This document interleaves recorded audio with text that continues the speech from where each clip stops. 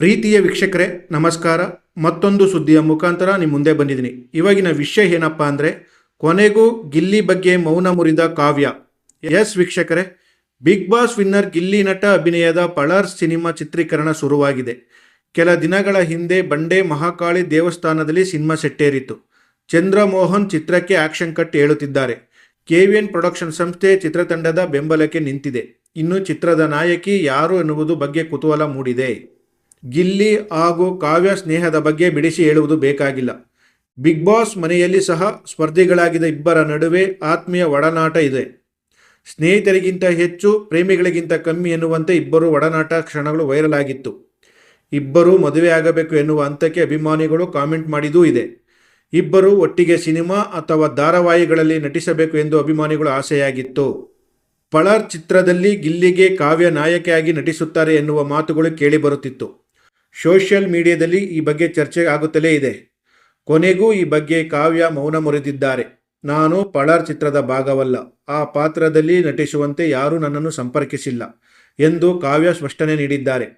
ಇಷ್ಟು ದಿನ ಏಕೆ ಈ ಬಗ್ಗೆ ಮಾತನಾಡಲಿಲ್ಲ ಎನ್ನುವ ಬಗ್ಗೆ ಕೂಡ ಮತ್ತೊಂದು ಪೋಸ್ಟ್ ಮಾಡಿ ಮಾಹಿತಿ ನೀಡಿದ್ದಾರೆ. ಪಳಾರ್ ಚಿತ್ರಕ್ಕೆ ಕಾವ್ಯ ನಾಯಕಿ ಎನ್ನುವ ಬಗ್ಗೆ ಯಾರೊಬ್ಬರೂ ಅಧಿಕೃತವಾಗಿ ಮಾತನಾಡಲಿಲ್ಲ.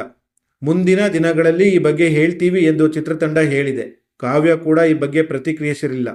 ಆದರೆ ಕಾವ್ಯ ಅಭಿಮಾನಿಗಳ ಇನ್ಸ್ಟಾಗ್ರಾಮ್ ಪೇಜ್ ಒಂದರಲ್ಲಿ ಹಾಕಿದ ಪೋಸ್ಟ್ ವೈರಲ್ ಆಗಿ ಭಾರೀ ಚರ್ಚೆಗೆ ಕಾರಣವಾಗಿತ್ತು. ಲಂಗ ದಾವಣಿಯಲ್ಲಿ ಹುಡುಗಿಯೊಬ್ಬಳು ಹಿಂದೆ ತಿರುಗಿ ಹೋಗುತ್ತಿರುವ ಫೋಟೋ ಹಾಕಿ ಪಳಾರ್ ಹೀರೋಯಿನ್ ಲೋಡಿಂಗ್ ಕಮಿಂಗ್ ಸೂನ್ ಎಂದು ಪೋಸ್ಟ್ ಮಾಡಲಾಗಿತ್ತು. ಇದನ್ನು ನೋಡಿ ಪಳಾರ್ ಚಿತ್ರಕ್ಕೆ ಕಾವ್ಯ ನಾಯಕಿ ಎನ್ನುವುದು ಫಿಕ್ಸ್ ಎಂದು ಕೆಲವರು ಕೂಡ ಕಾಮೆಂಟ್ ಮಾಡಿದ್ದರು.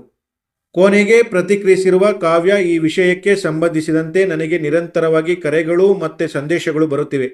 ಸೋಷಿಯಲ್ ಮೀಡಿಯಾದಲ್ಲಿ ಹರಿದಾಡುತ್ತಿರುವ ಮಾಹಿತಿ ಗಮನಿಸಿ ಈ ಮೂಲಕ ಎಲ್ಲರಿಗೂ ಸ್ಪಷ್ಟಪಡಿಸುತ್ತಿದ್ದೇನೆ. ನಾನು ಈ ಚಿತ್ರದ ಭಾಗವಲ್ಲ.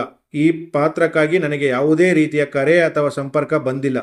ಹಾಗಾಗಿ ಹರಿದಾಡುತ್ತಿರುವ ಯಾವುದೇ ತಪ್ಪು ಮಾಹಿತಿ ನಂಬಬೇಡಿ.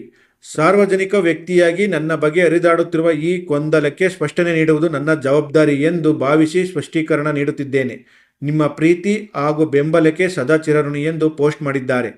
ಕಾವ್ಯ ಇನ್ಸ್ಟಾಗ್ರಾಮ್ ಸ್ಟೋರಿ ಹಾಕುತ್ತಿದ್ದಂತೆ ಇಷ್ಟು ದಿನ ಯಾಕೆ ಸುಮ್ಮನಿದ್ರಿ, ಮೊದಲೇ ಹೇಳಬೇಕಿತ್ತಲ್ಲ ಎಂದು ಕಾಮೆಂಟ್ ಮಾಡಿದ್ದಾರೆ.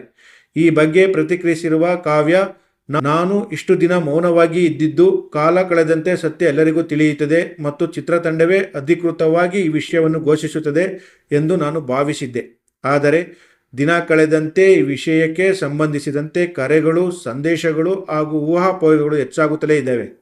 ನನ್ನನ್ನು ಪ್ರೀತಿಸುವ ಮತ್ತು ಬೆಂಬಲಿಸುವ ನಿಮ್ಮೆಲ್ಲರಿಗೆ ಯಾವುದೇ ಸ್ಪಷ್ಟನೆ ನೀಡದೇ ಇರುವುದು ಸರಿಯಲ್ಲ ಎಂದು ಸ್ಪಷ್ಟೀಕರಣ ನೀಡುತ್ತಿದ್ದೇನೆ ಎಂದು ಬರೆದುಕೊಂಡಿದ್ದಾರೆ.